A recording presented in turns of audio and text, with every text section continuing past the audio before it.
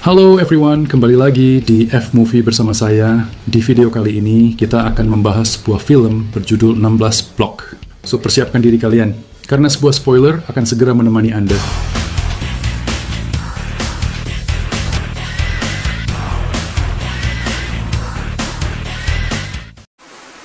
Film dimulai dengan menampilkan seorang tokoh bernama Jack Mosley yang sedang duduk di dalam bus, di mana ia merekam pesan untuk Christina, dan ia berkata, ia ingin Christina tahu apa yang sebenarnya terjadi di sini, terlepas dari apa yang mungkin diklaim polisi terjadi sebelum pada akhirnya adegan pun terpotong.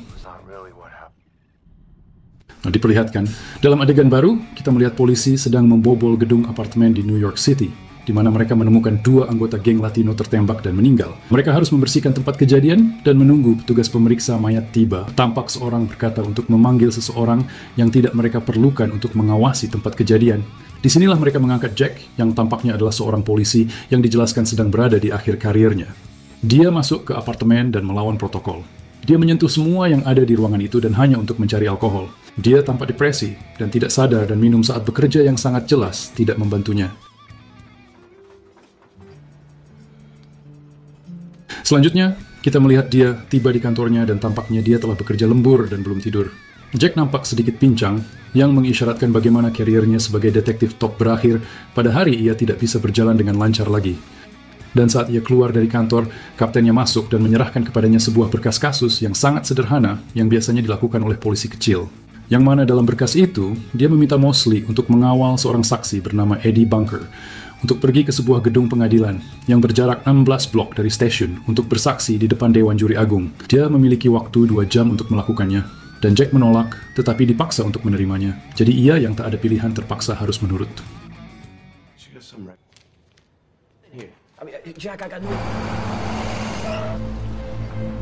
Di sini kita melihat Eddie Bunker di sel tahanan, seorang Afrika-Amerika kurus yang berbicara sepanjang hari yang mengobrol ketika Jack masuk untuk mengawalnya keluar.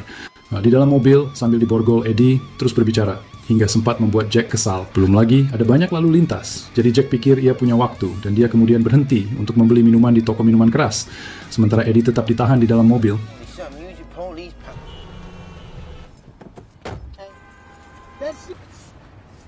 Dan saat Jack sedang membeli alkohol, seorang pria berpakaian seragam petugas kebersihan tiba-tiba mendekati mobil dan mengeluarkan senjatanya untuk membidik Eddie. Tetapi aksinya berhasil dihentikan oleh Jack, yang dengan cepat mengeksekusinya saat dia berada di luar toko. Kekacauan pun terjadi setelah tembakan itu, dan tampaknya Jack sempat membeku karenanya. Begitu membekunya sehingga dia bahkan tidak menyadari bahwa dia berhasil ditembak oleh pria bersenjata lainnya. Suara tembakan kembali terdengar, dan Jack melompat ke dalam mobil dan mengarahkannya balik ke arah pria bersenjata itu, dan kemudian berhasil melarikan diri. Jack membawa Eddie ke sebuah bar yang tampaknya sangat dikenalnya dan meminta pemiliknya untuk mengusir semua orang dari bar, termasuk pemiliknya. Jack menelpon kantor polisi untuk meminta bantuan, tetapi sebaliknya, mantan rekannya seorang detektif pembunuhan Frank Nugent, dan krunya nampak yang datang ke bar. Tampak Frank adalah pria yang tenang, dia pandai berbicara dan kata-katanya terdengar begitu lembut.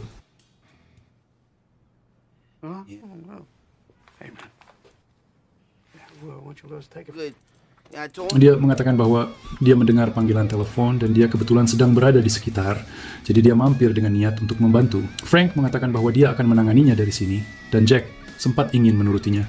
Namun pada momen itu, Eddie masih terus berbicara dan tidak berhenti berbicara sejak mereka ditembak.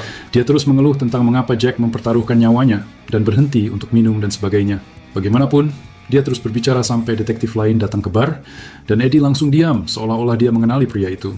Dan di sini Jack seketika langsung menyadari bahwa ada sesuatu yang mencurigakan. Frank melanjutkan dan menjelaskan kepada Jack bahwa Eddie rupanya akan bersaksi melawan banyak polisi kotor, termasuk seorang kepala polisi di ruang sidang. Dia akan menghancurkan banyak kehidupan polisi yang baik dengan menceritakan apa yang telah dilihatnya.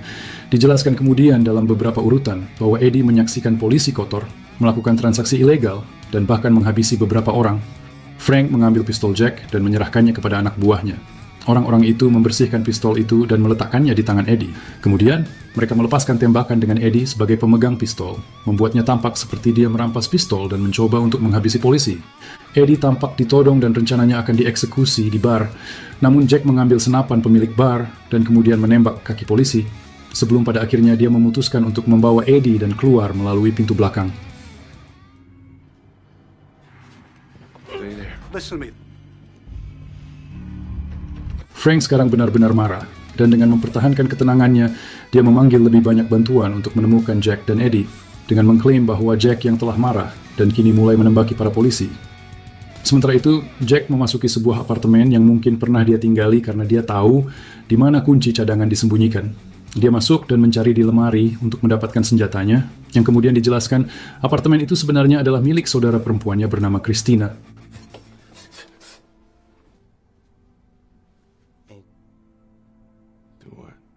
Frank tahu bahwa saudara perempuan Jack tinggal di sekitar area itu. Jadi dia memberitahu salah satu anak buahnya untuk memeriksa apartemen itu. Namun yang ada, orang itu malah dengan mudah diketahui oleh Jack, yang kemudian langsung mengikatnya dan mengambil ponselnya. Namun sial ponsel yang diambil Jack itu ternyata malah membuat lokasi mereka diketahui Frank karena GPS-nya yang aktif. Hal ini terjadi sampai Eddie mencoba melarikan diri dengan menaiki kereta bawah tanah sendirian dan menolak bantuan dari Jack. Dia segera berubah pikiran ketika beberapa polisi di kereta bawah tanah ada di sana yang datang untuk menghabisinya. GPS. Let's move in. Adegan sekarang kemudian beralih di sekitaran pecinan New York, tempat sebuah festival sedang berlangsung.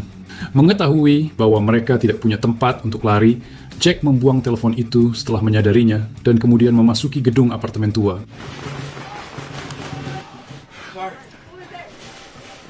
Kali ini, Jack membawa Eddie ke bawah tanah ke sebuah ruangan pabrik dengan imigran Tionghoa berlarian. Jack tampaknya tahu jalan di sekitar New York, tetapi begitu juga Frank, yang bekerja bersama dengan Jack selama 20 tahun itu. Frank memotong mereka dan memulai baku tembak lagi, sementara anak buah Frank berada di balik pintu baja.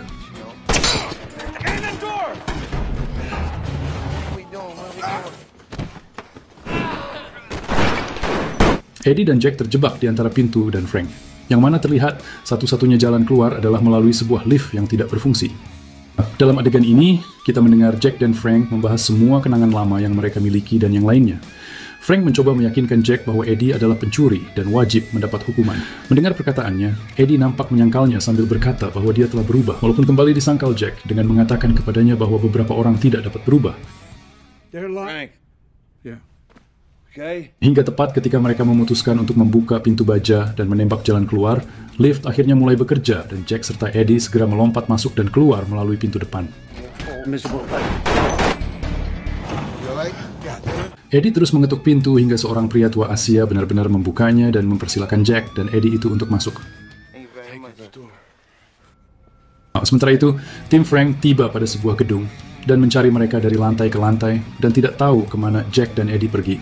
Saat di apartemen itu, Eddie berganti pakaian dan nampak memberitahu Jack tentang mimpinya yang ingin menjadi pembuat kue ulang tahun.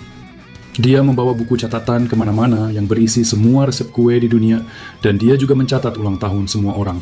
Jack melihat betapa polosnya Eddie dalam kekacauan ini dan mulai berpikir yakin bahwa dia akan melindunginya sampai tiba ke gedung pengadilan. Di apartemen, Jack menelepon jaksa penuntut dan menjelaskan seluruh situasinya. Dia segera mengirim pengawal untuk mengeluarkan mereka dengan aman saat Jack memberitahu dia gedung dan nomor kamar yang tepat. Sementara di sisi lain, anak buah Frank yang sebelumnya tiba di gedung ternyata mendapatkan info dari cetakan dan bus ke apartemen yang salah dan menyadari bahwa mereka telah ditipu oleh Jack. Jack berjalan menuruni tangga tanpa hambatan sekarang, namun sialnya, langkahnya harus terhenti oleh kemunculan Frank yang tiba-tiba datang.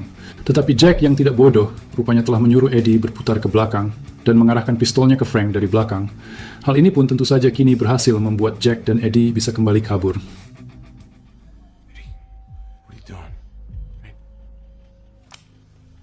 Begitu mereka keluar ke jalan, mereka langsung naik ke bus dan dikejar oleh dua orang anak buah Frank. Mereka menembak ban bus tersebut, dan bus kehilangan kendali hingga berputar ke jalan buntu.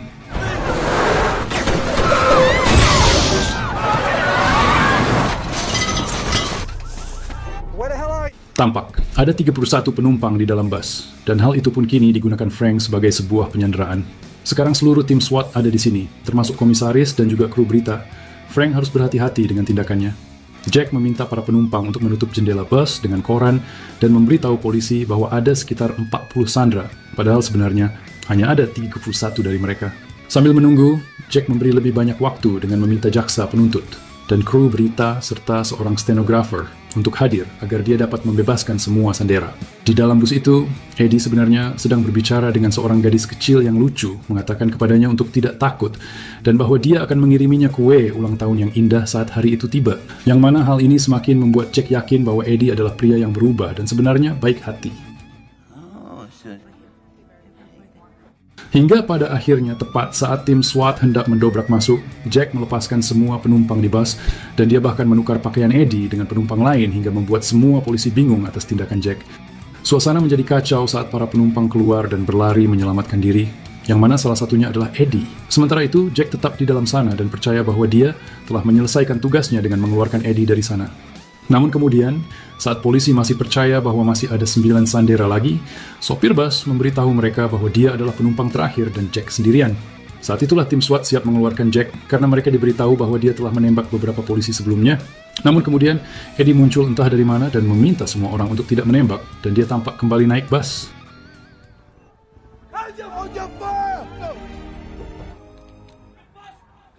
Eddie mengonfrontasi Jack tentang ucapannya yang mengatakan bahwa orang tidak berubah dan dia ingin Jack percaya bahwa orang memang bisa berubah. Jadi meskipun banyak kempes, Jack dan Eddie pun masih bisa keluar dari jalan buntu setelah menabrak beberapa mobil polisi. Namun mereka dikejar oleh seluruh tim SWAT yang terus memecahkan kaca, melepaskan tembakan, dan melemparkan granat asap dan flash ke dalam bus hingga membuat bus berhenti tepat saat terjebak di gang.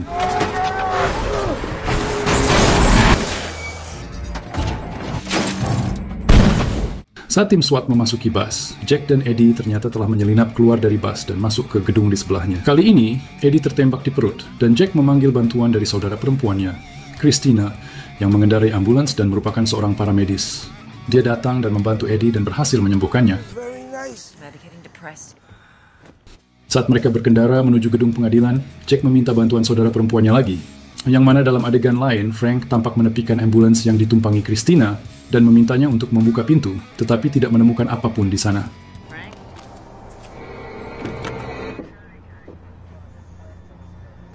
Ternyata, bantuan Jack sebelumnya sebenarnya adalah memanggil ambulans lain untuk membawa mereka ke suatu tempat yang dekat dengan gedung pengadilan. Di dalam ambulans, Jack memberitahu Eddie bahwa dia adalah orang jahat, dengan mengatakan tentangnya yang merupakan salah satu polisi kotor yang akan dilawan Eddie di persidangan nanti, sambil mengatakan bahwa dia akan bertanggung jawab penuh sekarang.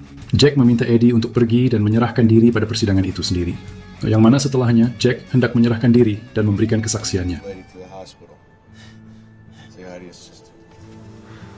Namun Jack tertatih-tatih ke pintu masuk bawah tanah gedung pengadilan, hingga kemudian bertemu Frank, yang selalu selangkah lebih maju dari Jack.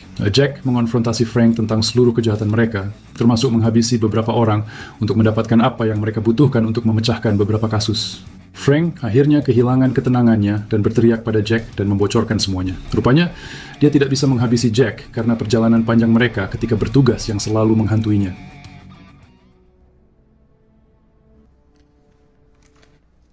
Jadi dia pun membiarkan Jack masuk ke lift dan memberitahu salah satu anak buahnya yang menunggu Jack di atas yang akan menghabisinya. Sebelum dia bisa melakukannya, Jack yang tiba langsung terlihat oleh keamanan gedung dan dikelilingi oleh banyak polisi. Jack menjelaskan bahwa ia hanya ingin berbicara dengan jaksa penuntut dan bahwa ia memiliki bukti terhadap banyak polisi, termasuk seorang kepala polisi dan juga dirinya sendiri. Tampak anak buah Frank masih berjaga di luar untuk menghabisinya, yang kemudian akhirnya malah tertembak oleh anggota SWAT, yang tampaknya menyadari apa yang sedang terjadi.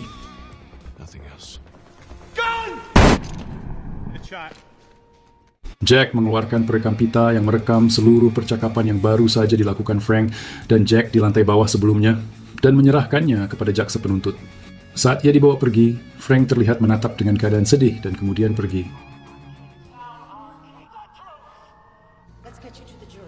2 tahun kemudian, kita melihat Jack di sebuah restoran sedang merayakan ulang tahunnya bersama saudara perempuannya dan juga beberapa teman. Dijelaskan Jack rupanya hanya mendapat 2 tahun karena sikapnya yang jujur tentang kasus tersebut hingga membuatnya mendapatkan tawaran. Tampak kue ulang tahun seperti yang Anda duga dikirim oleh Eddie yang tertulis kalimat tentang orang bisa berubah di atasnya.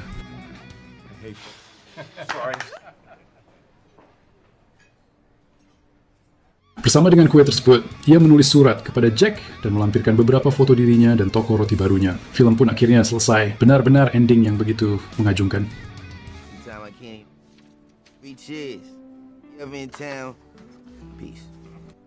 Happy birthday.